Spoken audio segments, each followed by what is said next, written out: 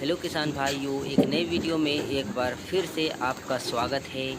तो आज मैं बताऊंगा कि ये जो गर्मी के टाइम में, ये गर्मी के मौसम में अपने अपने पिगरी को किस तरह से सुरक्षित रखें, किस तरह से गर्मी से बचाएं। आज मैं इसी के बारे में इस वीडियो में आपसे बात करूंगा।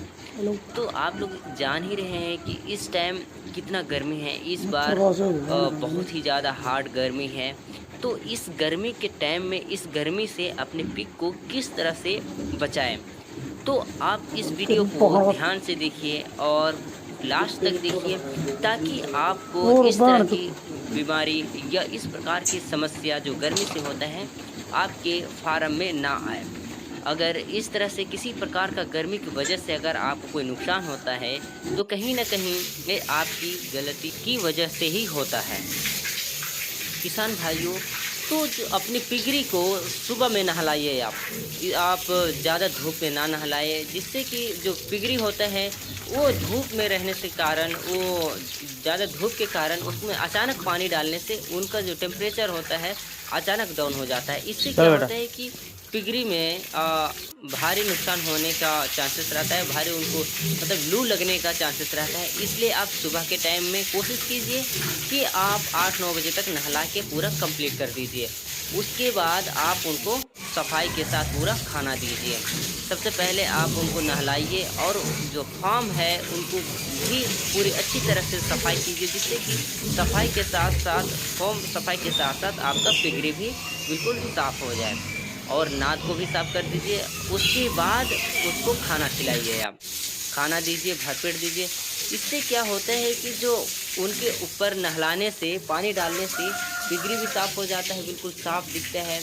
और उनका जो मौसम के हिसाब से उनके ऊपर पानी डालने से, उनको नहलाने से क्या होता है कि उनका शरीर भी ठंडा हो जाता है। इससे जो सीधे डायरेक्ट उनके ऊपर जो धूप पड़ता है या फिर उनको जो गर्मी का मौसम जो गर्मी लगता है, वो उनसे उनको राहत मिलेगी। तो इसलिए आप कोशिश कीजिए कि सुबह के टाइम में नहलाइए। और अगर ज़्यादा धूप है, वैसे भी इस टाइम ये जो गर्मी का मौसम है इसमें बहुत ज़्यादा टेम्परेचर बहुत ज़्यादा है, तो आप 2 टाइम कम से कम नहलाइए। 2 टाइम कहने का मतलब सुबह में धूप होने से पहले, और उसके बाद एक बार शाम को नहला दीजिए।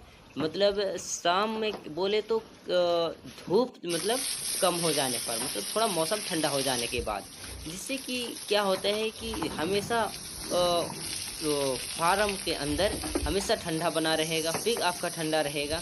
इससे क्या होगा कि आपका हमेशा बैलेंस बन के रहेगा, टेम्परेचर बिल्कुल बना रहेगा और किसी भी तरह का कोई भी आपके फार्म में गर्मी वाली समस्या नहीं आएगी। तो इसलिए आप अपने फार्म को हमेशा ठंडा रखिए, पिगरी को हमेशा नहलाते रहिए।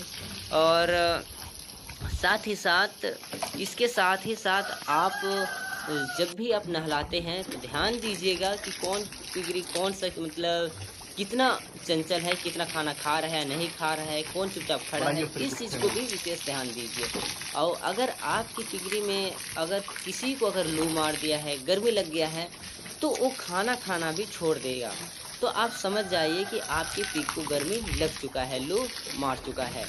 तो आप स्टार्टिंग में ही आप उनको दवाई दीजिए, ट्रीटमेंट कीजिए, जिससे कि आपको किसी तरह का समस्या का सामना ना करना पड़े। इसलिए ये किसान भाइयों, अगर लू मारता है तो आपको शुरू में ही देखते ही, उसका लक्षण देखते ही आपको तुरंत उसका ट्रीटमेंट कीजिए, वरना आपको टाइम भी नहीं देगा और तुरंत ही वो मर जाएगा। तो इसलिए आप इस चीज़ में विशेष ध्यान दीजिए और खाना पीने में विशेष ध्यान दीजिए, क्योंकि गर्मी के टाइम में भी काफ़ी गर्मी की वजह से उन्हें लू मार देगा और काफ़ी मरने का चांसेस रहता है। तो गर्मी की वजह से उसे जब लू मारेगा तो आपको कुछ भी करने का, संभालने का, दवा करने का भी टाइम नहीं मिल पाएगा। इसलिए प्रिय दोस्तों, आप पहले से ही उस चीज़ का बचाव कीजिए, जिससे कि आपको आगे चल के किसी प्रकार का हानि ना करना पड़े, ना सहना पड़े।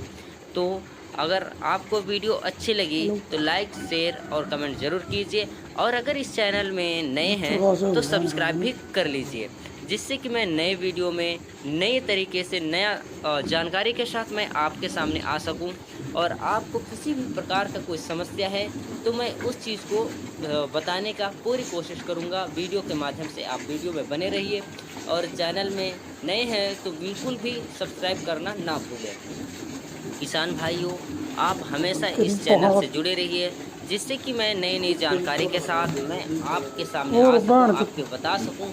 और अगर किसी प्रकार की समस्या है तो मैं उस समस्या को पूरी सुलझाने की कोशिश करूँगा। धन्यवाद।